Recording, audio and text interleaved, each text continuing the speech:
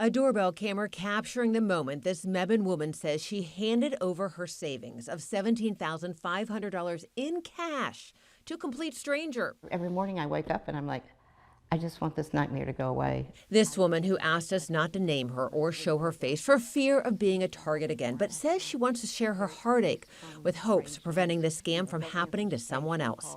It started when she was on her computer trying to log on to her bank account. I put in my password and username and got to the website, but it wouldn't let me open my accounts. She grabbed her cell phone and says she went to the number saved in her cell phone for her bank. She said, oh, your account's been frozen. And I said, why? And she said, well, there was a suspicious charge from PayPal from the day before.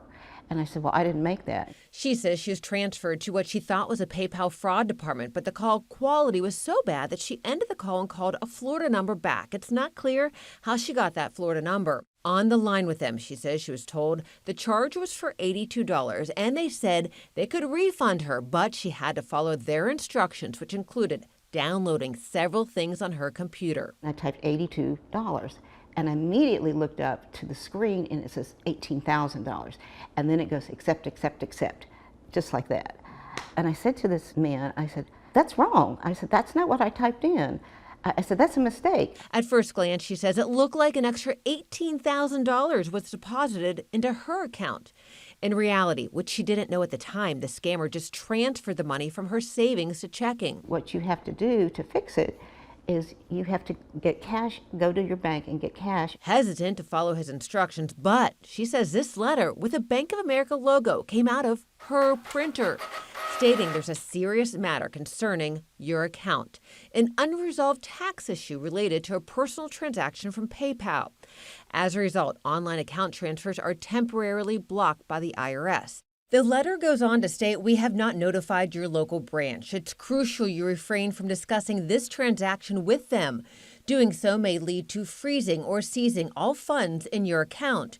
You can see the call with the person lasted over 4 hours. He kept saying, don't hang up on me, don't hang up. She did stay on the line for over 4 hours. She drove to her bank and withdrew $17,500. As she says, a man told her she could keep $500 for her troubles. The bank manager came over and he said, before we proceed, he said, are you being harassed? And I'm like, no, I'm not being pressured. Because I didn't think I was. I didn't know I was being scammed. She says she even signed a document saying she was taking this money out on her own free will.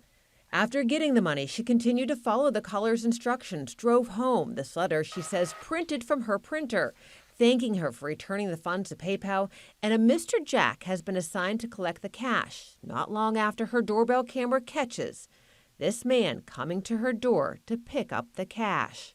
She handed over the cash, thinking the ordeal is over, and called her daughters to tell them about her long day. Before I could hardly get this story out of my mouth, I was like, Mom, you've been scammed. At first, she thought she was the only victim until she saw this man's mugshot, Lingwei Zhang. She says it's the same guy that came to her door and she handed over her $17,500.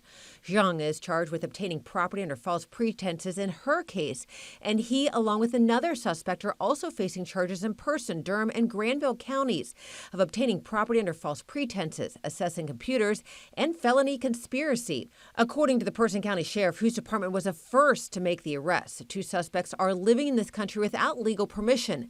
The sheriff says they're currently working with the North Carolina SBI and the Department of Homeland Security to identify more victims and suspects. And while the total amount of money scammed is unknown at this time, he says it's close to $400,000. It never occurred to me that there was going to be an evil person come into my life. The financial loss is devastating, as a large chunk of the money gone is money she says is from an insurance policy to pay her medical bills when she fought cancer last year. What I want people to know is just because you're tired that day, don't let your defenses down.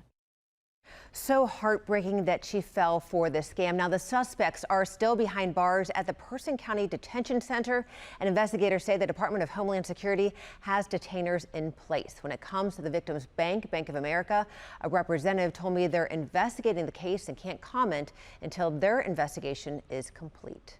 I'm troubleshooter Diane Wilson, ABC 11 Eyewitness News.